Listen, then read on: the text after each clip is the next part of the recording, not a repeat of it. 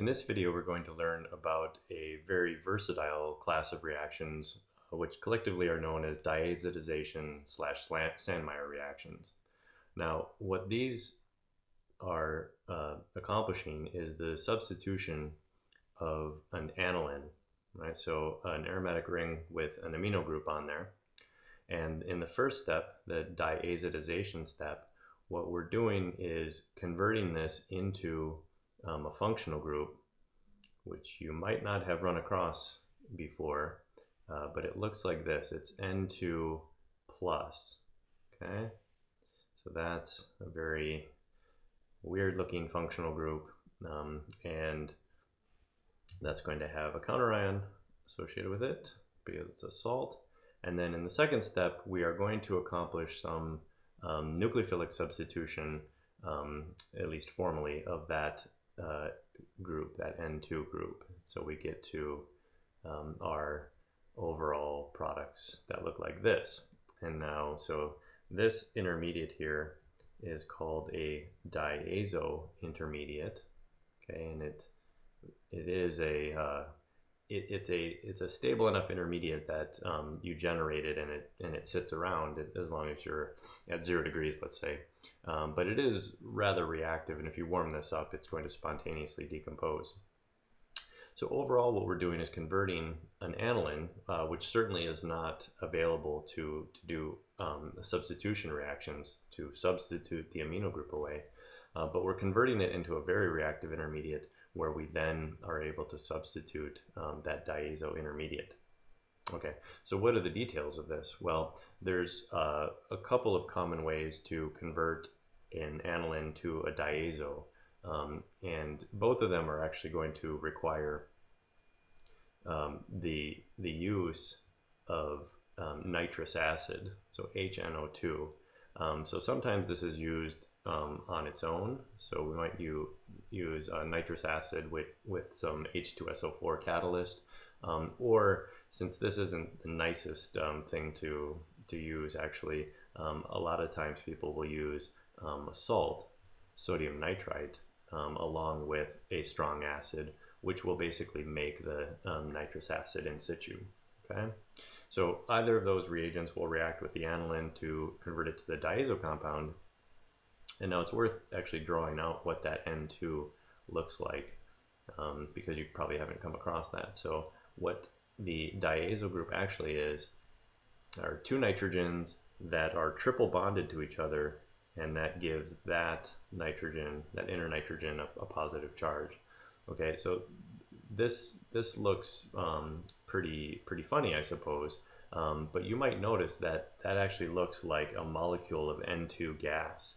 And in fact, that's exactly why this thing is so reactive and so useful, because basically what this has in its potential is to form N2 gas, right? So nitrogen is extremely stable species. That's why it's almost 80% of our atmosphere. It's because it's very difficult to get it to react. It's a very stable compound. So any reaction that involves the generation of nitrogen gas is going to have an absolutely massive driving force in its favor. And so that's basically what's happening in these Sandmeyer type of reactions. We're converting the amino group, which definitely doesn't want to be a leaving group, into basically N2 gas so that it can leave, and we can then do chemistry on the benzene. Okay, so let's talk first about the mechanism of the diazotization reaction, and then we'll talk about the nature of these reactions that you can do in terms of substitution. Okay, so let's start off with the mechanism of diazotization. Okay, so we have a couple steps here, and we can break them down. So the first thing we're going to do is to generate the nitrous acid if we don't already have it. So in the case of using sodium nitrite, we would have the nitrite anion there, okay? And so all we're going to do is to simply protonate that nitrite, and that will get us to the nitrous acid. Okay, so if that's required, that's the first thing we need to do. Okay, now in step two,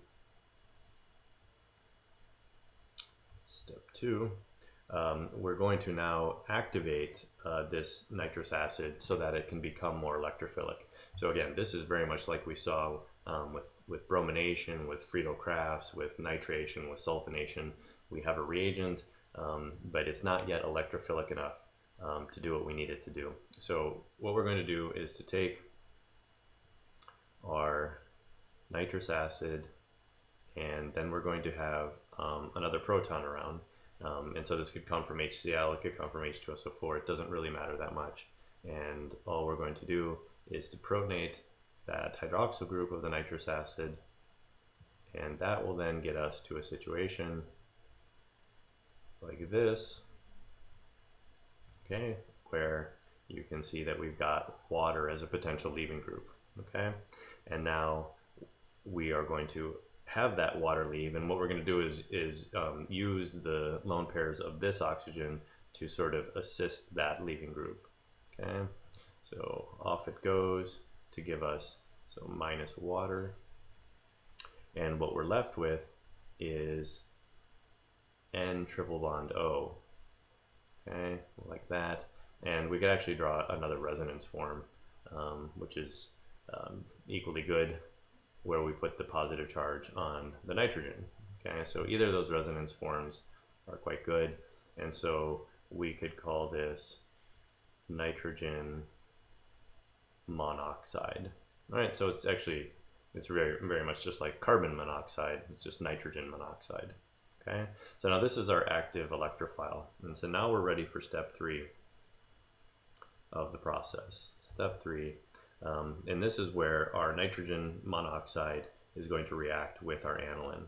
Okay, so again, just to illustrate where the addition is going to happen, I'm going to use the resonance form that has the cation on the nitrogen.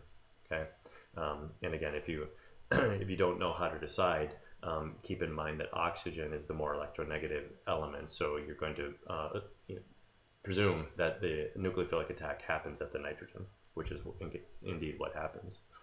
Okay, so here is our aniline, okay, and there's that lone pair on the nitrogen, and so that's what's going to attack that cation, and once that happens, we will have this intermediate. So now we've attached that NO to our aniline nitrogen, and so that's now going to have a positive charge. Okay, so we get to that intermediate. And now what I'm going to do is I'm technically going to combine 2 steps of deprotonation, protonation. Whether they happen at the same time or not, we don't really have to be too concerned at this point. But just for convenience, I'm going to put them together. So a base is going to pull off a proton from that nitrogen. We'll dump the electrons in to make an NN double bond, and then we'll actually push these electrons off to grab up a proton. All right, so, and we should probably make these reversible. Okay, so what we have at this point is the following intermediate. Okay, and we have an OH there. Okay, and now we are going to further protonate this OH with another proton. Okay, so just grab a proton.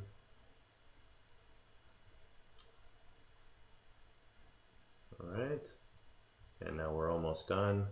So we've got, again, we've got a water leaving group. Okay, so that's an H2O with a positive charge, and so that's a decent leaving group. And so what we can do is employ the lone pair on this nitrogen to dump in and then kick off the water. All right, so when we do that, this is no longer reversible, this final step, and let me give myself some more room there. What we will get to is, in fact, our diazo compound. So N, and then 1, 2, 3 bonds with a positive charge. And so But since this is going to be an sp hybridized nitrogen, it probably would be better to draw it in a linear form. But that's basically how you get to the diazo compound. Okay, so it seems a little bit long, but it's not actually overly complicated. And in fact, this first step here is really, you actually don't need it if you start with the nitrous acid. Okay, so really all we're doing is to convert the nitrous acid into a better electrophile, just like we did with nitration or sulfonation. We're protonating and then having water as a leaving group. Then we use that potent electrophile to react with the aniline, and then basically if you look at it overall, we're losing oxygen, hydrogen, hydrogen. We're actually just losing a molecule of water from this whole thing, along with some reorganization of the electrons. So we lose water and we get to the diazo compound. Okay, so diazos, they're pretty sensitive, right? So they're going to be stable below 0 degrees, but you're not going to want to warm them up too much. You certainly don't want to look at them funny, because they're going to be very reactive, and that's because, again, they can lose N2 gas, and that's a lot of energy potential, and you don't want that to go off in an uncontrolled fashion. Okay. All right, so once we have the diazo, what are we going to do? Well, what we're going to do then is what are called the Sandmeyer reactions. Okay, now some of these have alternative names, but they all are of a piece, I would say. So we're just going to call them all Sandmeyer reactions. All right, so we have our nice diazo, which I will just draw as the N2. And what we're going to do in this case is to treat it with, usually it's going to involve a copper salt.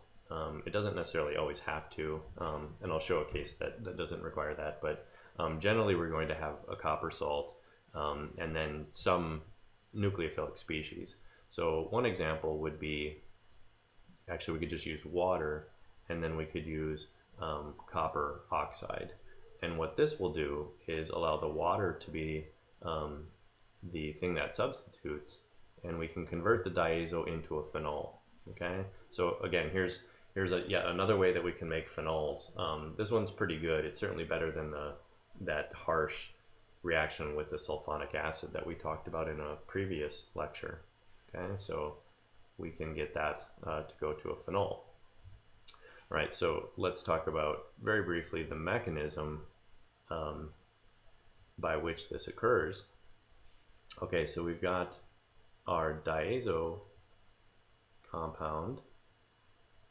Okay, there's our plus charge.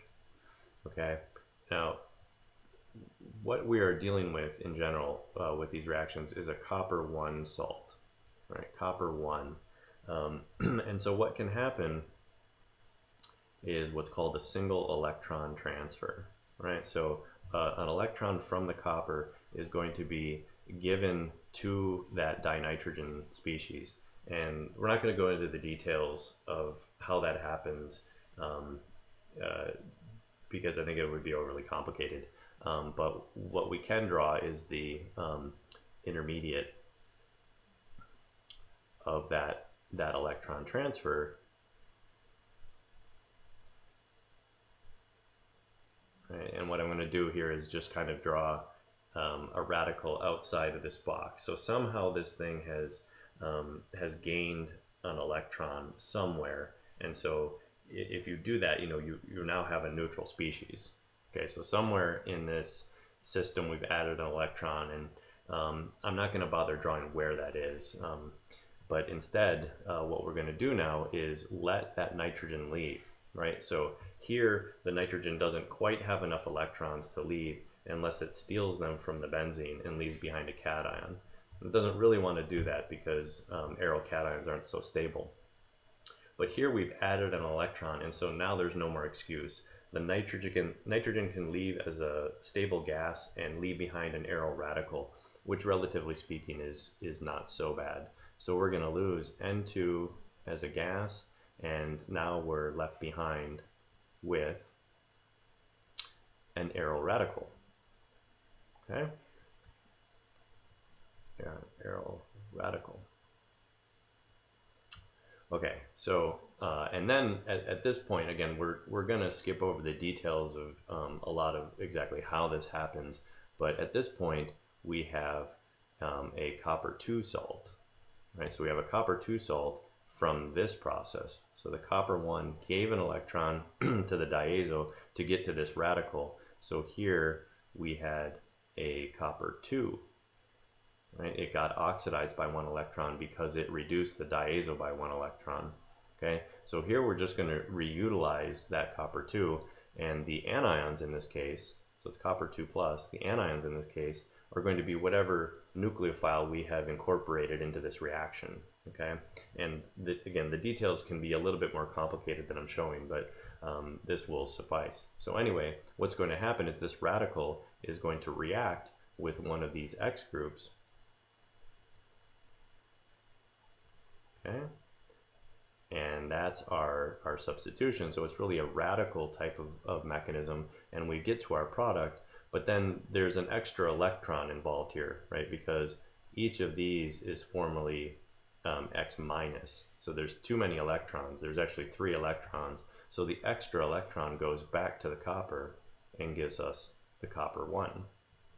Okay, so it's a little bit complicated, but I think that this picture is simple enough to understand. So the diazo gets reduced by 1 electron by copper 1 to give a radical intermediate, which can then lose N2 gas to give an aryl radical, which then picks up some group, and it can be a whole range of groups, so you can get to a lot of different products like that. So let's actually talk about some of those products that you can form by these Sandmeyer reactions, because it really is quite versatile. So if I take my diazo compound, again, that was formed from an aniline, right? So there could be any different aniline that we might have. I can do a whole bunch of different chemistry with this intermediate. So one thing I might do, I could actually reduce off the diazo compound. So what I do is I treat this with hypophosphorus acid in this case. All right, so that gets me to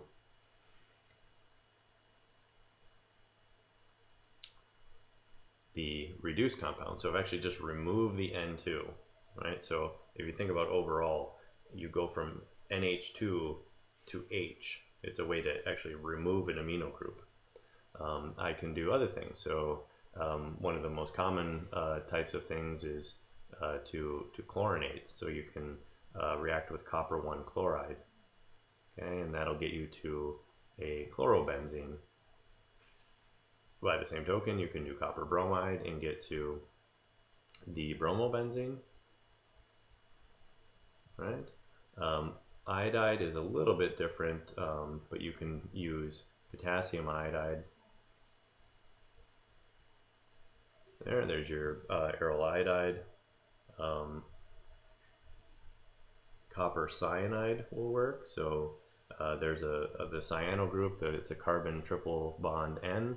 So if we use that, we can then get to cyanobenzene. And this is chemistry that we'll talk about in a later unit, but you can actually treat the cyano group, or in this case it's called a nitrile. This is called a nitrile, and this is the functional group, okay? You can treat that with aqueous acid, and it will be converted into a carboxylic acid, okay? So this is benzoic acid, right? So now we have the mechanism to go from aniline to nitrile to carboxylic acid. And then there's one more that is actually pretty useful. So we can actually react these reagents with other aromatics, okay? So benzene, and in this case you're just going to have some sodium hydroxide around to react with the acid that you would generate.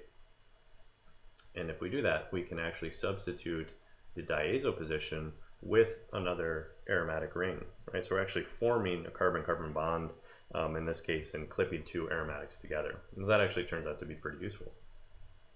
Okay, so that's a lot of different things that we can potentially do with a diazo now. So now we have this pathway to go from aniline to diazo, and now to all of these different products, which have all these different functionalities on. So that's why the Sandmeyer chemistry is so wonderful. So we might just end off by talking about the pathways that are open to you now synthetically.